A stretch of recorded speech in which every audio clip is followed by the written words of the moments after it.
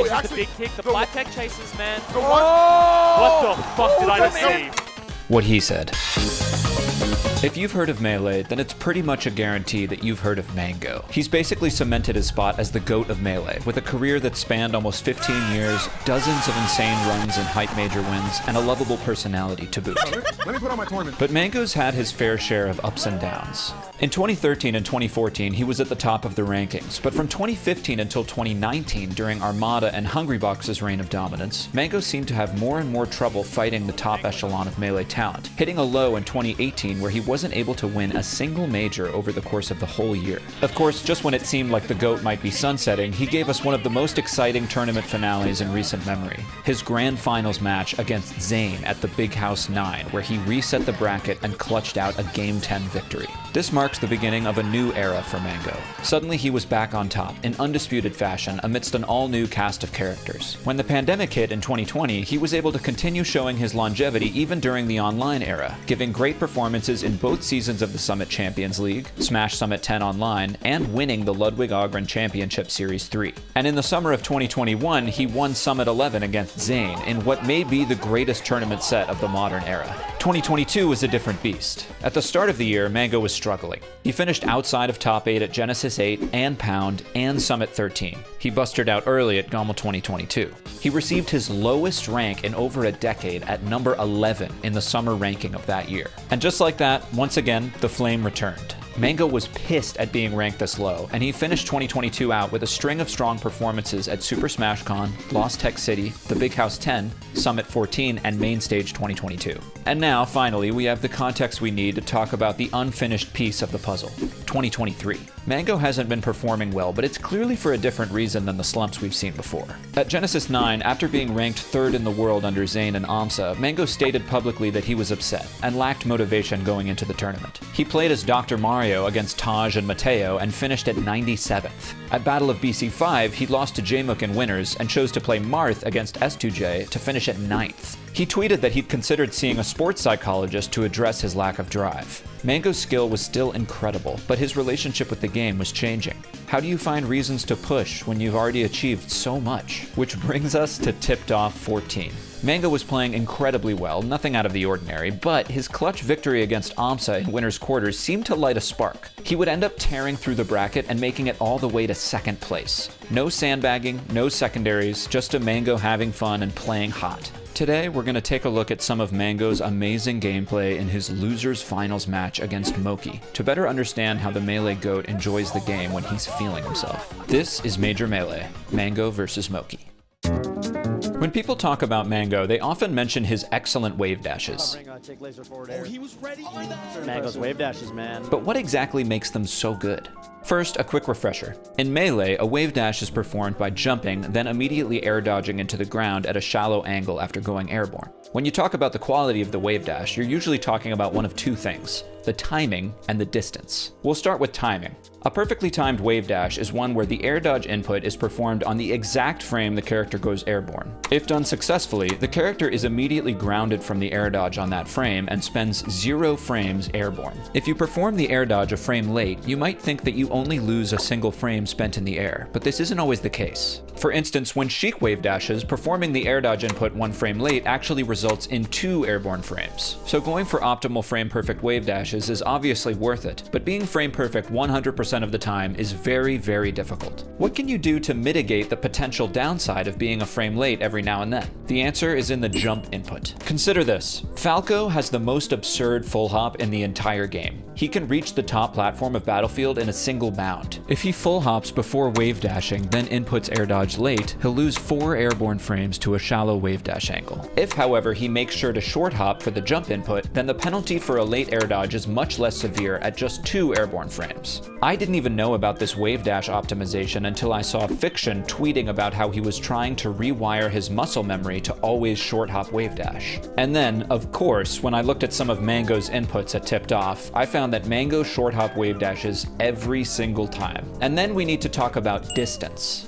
There's not quite as much to say here. Simply put, a shallower air dodge angle will give the character more forward momentum once they hit the ground and allow them to travel farther with a wave dash. If the angle is too shallow, the air dodge input will be horizontal and the wave dash will fail. It's a simple risk-reward. The closer to the perfect angle you get, the better the wave dash, but also the higher risk of overshooting that angle and flubbing hard. And Mang0's wave dash angles are just so unbelievably clean. Let's take a look at some examples. At the end of game 1, Mang0 has the percent lead, but Moky has him cornered in shield. Moky tries to stay out of Mang0's threat range while he has him cornered, but Mang0 does a frame-perfect wave dash out of shield, gets amazing distance, and jabs to overshoot out of the corner and hit Moky's dash back. The wave dash jab earns Mang0 a knockdown, which ends up leading to an up smash to kill.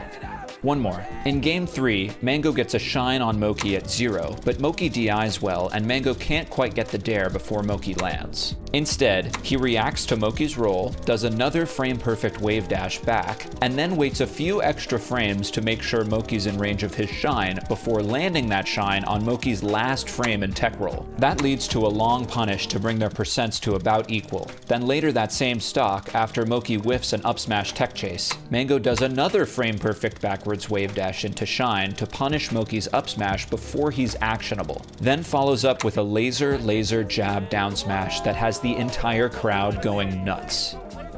Mang0's so sick, dude. There's two elements of Mang0's laser play that I want to touch on in this video.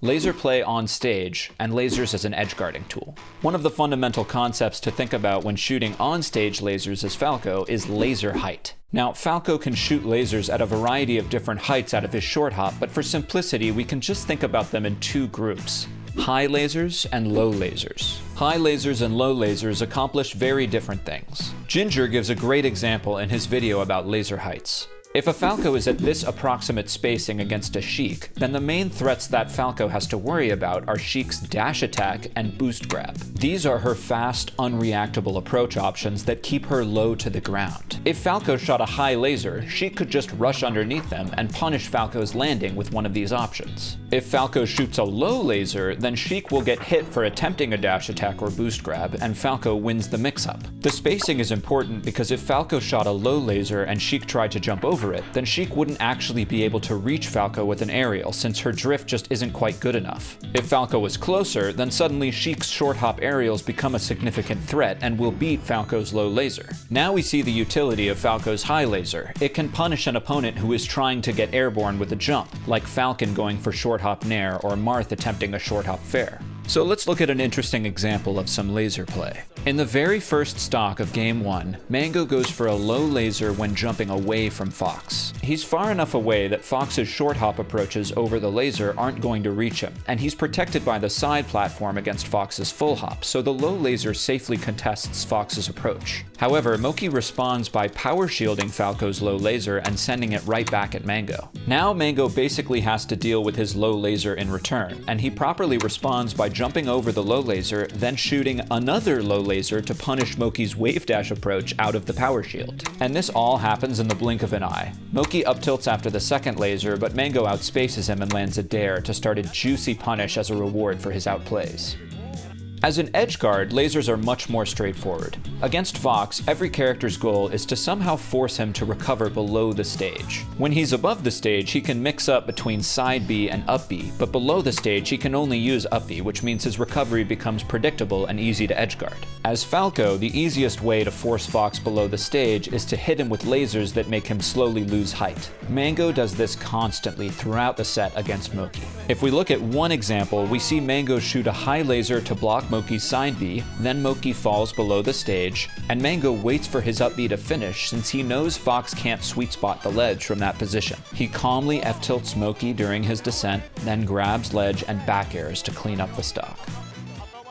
Competition is all about drive. Players feel driven to make top 8 at their local, then driven to make top 100 in the world, then driven to place well at a major tournament or maybe even win the whole thing. But when you've had as long and illustrious a career as Mang0, where do you find that drive? He's already given the community so much amazing melee, and he's fought at the top for over a decade. These sources of drive are understandably getting hard for him to find. Personally, I'm confident that Mang0 is always going to be connected to the scene in some way, whether it's enjoying friendlies on his stream, or maybe going to events for commentary, or experimenting with new characters in bracket.